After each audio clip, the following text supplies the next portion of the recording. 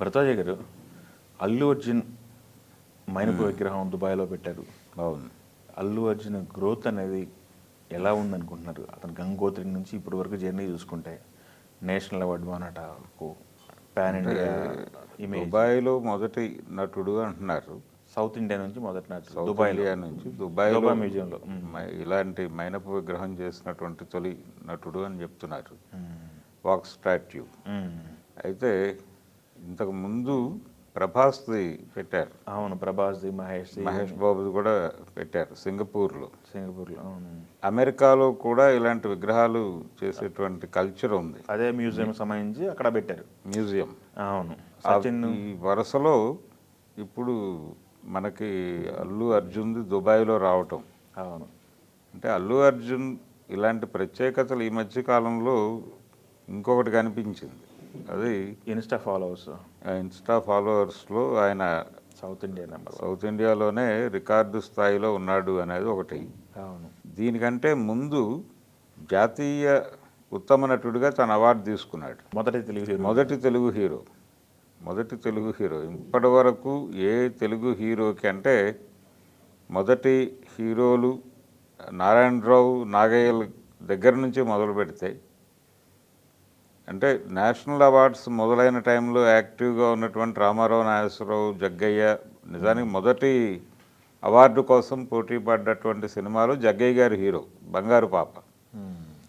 అక్కడి నుంచి అసలు ఎవరికి రానటువంటి పురస్కారం అల్లు అర్జున్ రావటం, ఇది ఇక అన్బీటబుల్, ఇంకా ఎవరు క్లెయిమ్ చేసుకోవడానికి వీల్లేని రివార్డ్ అది, అవార్డు కంటే కూడా. కాబట్టి ఇలాంటివి జరుగుతున్నాయి అతని కెరియర్లో.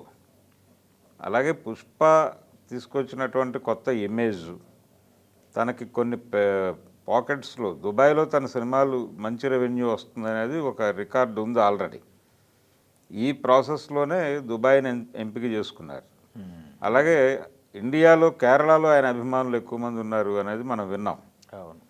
ఆయన సినిమాలు డబ్బు అయితే అక్కడ మంచి రెవెన్యూస్ వస్తాయని. పుష్ప తర్వాత నేషనల్ లెవెల్కి వెళ్ళిపోయాడు. గంగోత్రితో మొదలైన ప్రయాణం ఇది.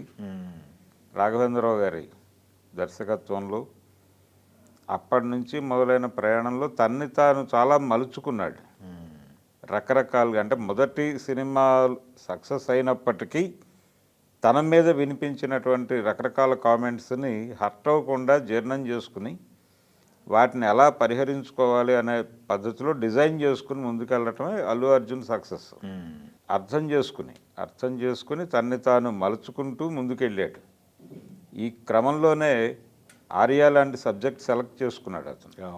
అది ఒక ఏ తరహా పాత్ర అయినా ఇతను చేయగలడు అనేది. అంటే హీరో సకల గుణాభిరాముడై ఉండాల్సిన అవసరం లేదు, ఏ తరహా క్యారెక్టర్ ఇచ్చినా చేస్తాడు. దేశముదురు, ప్రతి క్యారెక్టర్లోనూ ఒక ప్రత్యేకత ఉంటుంది అల్లు అర్జున్ చేసిన ప్రతి క్యారెక్టర్లోనూ.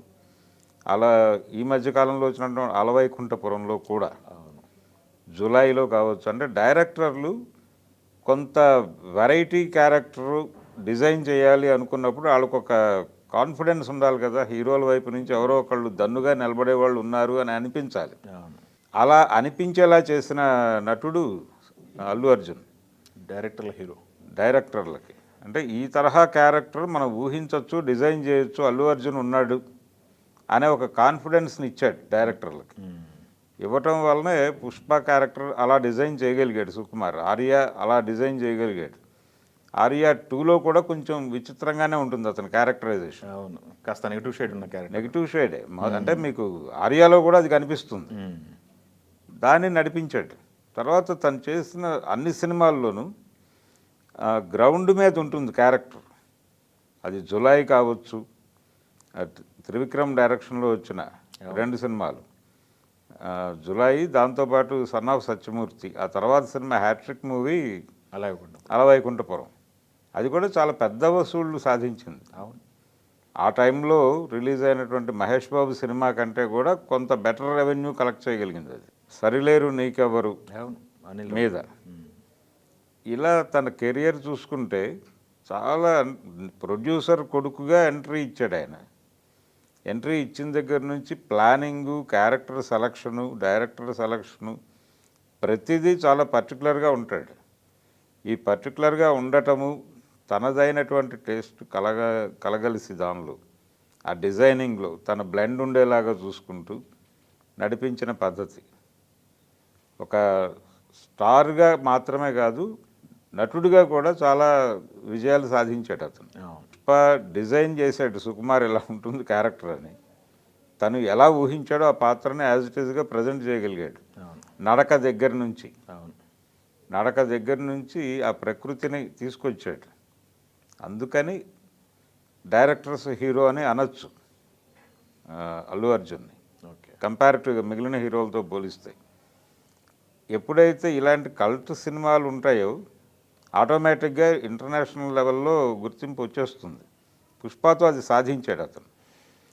ఆ సాధించిన విజయం తాలూకా నమూనానే మనం ఇప్పుడు దుబాయ్ మ్యూజియంలో ఇతని వాక్ స్టాచ్యూ పెట్టడం అనేది ప్రస్తుతం అల్లు అర్జున్ ఇమేజ్కి కొలమానం. తను పుష్ప రిలీజు అనేది పక్కన పెట్టేసి కూడా ప్రజలు ఫర్దర్గా ఏమిటి అల్లు అర్జున్ ప్రాజెక్ట్స్ అనే దాని మీద ఎక్కువ డిస్కషన్ జరుగుతోంది ప్రతి చోట. దానికి తను ఆ సినిమా రిలీజ్ అయిన తర్వాతే సమాధానం చెప్తానని చెప్తున్నాడు. ఏమిటి అనేది అప్పుడు అనౌన్స్ చేస్తాము అధికారికంగా అని. నేషనల్ లెవెల్లో అభిమానుల్ని సంపాదించుకోవడం మాత్రమే కాదు, నటుడిగా తన రేంజ్ ఏమిటి అనేది జాతీయ పురస్కారంతో చెప్పేసుకున్నాడే. దానికి దగ్గర దరిదాపుల్లో ఎవరు లేకుండా చూసుకోగలిగాడు. ఇది ఎవరో ప్రయత్నపూర్వకంగా ఇచ్చారు ఇలాంటి మాటలు వినిపించాయి, కానీ అసలు కంటెంట్ ఉండాలి కదా అక్కడ కంటెస్ట్ చేయడానికి. ఆ కంటెంట్ చేయడానికి కావాల్సిన కంటెంట్ ఉంది అతని దగ్గర. ఏ విధంగా చూసినా మంచి డాన్సరు, మంచి ఫైటరు, అన్ని రకాలుగాను మంచి పెర్ఫార్మరు. ఇది ప్రధానంగా అల్లు అర్జున్ వైపు ప్రపంచం చూడటానికి కారణం ఈ పెర్ఫార్మెన్స్ వైపే. కంపారిటివ్గా వాళ్ళ ఫ్యామిలీ హీరోస్ ఉన్నారు, వాళ్ళల్లో కూడా ఇతనికి ఉన్నటువంటి అభిమానుల గొడవ వేరు మిగిలిన వాళ్ళతో పోలిస్తే. ఇది టోటల్ డిఫరెంట్ సపరేట్ వింగ్. ఇది ఈ సపరేట్ వింగ్ అవటంలోనే అతని టాలెంట్ అర్థమవుతుంది మనకి.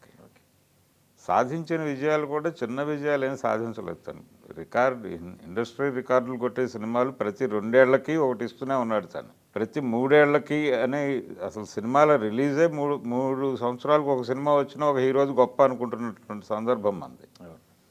ప్రతి 2 ఏళ్లకి ఒక పెద్ద హిట్ అయితే ఇస్తున్నాడు. అందుకని అర్జున్ కొంచెం డిఫరెంట్ తెలుగులో మిగిలిన హీరోలతో పోలిస్తే. అతనితో పాటు ప్రయాణం ప్రారంభించిన హీరోల్లో కూడా కొంత డిఫరెంట్గా ఉంటాడు. ఆ డిఫరెన్స్ ఏమిటి అనేది సబ్జెక్ట్ సెలక్షన్ దగ్గర నుంచి ఆ ప్రత్యేకత కనిపిస్తుంది మనకి. అందుకని ఇదొక విజయం, అతను సాధిస్తున్న విజయ పరంపరలో ఇదొక విజయం. ఇంకా ఎన్ని విజయాలు వస్తాయో చూద్దాం.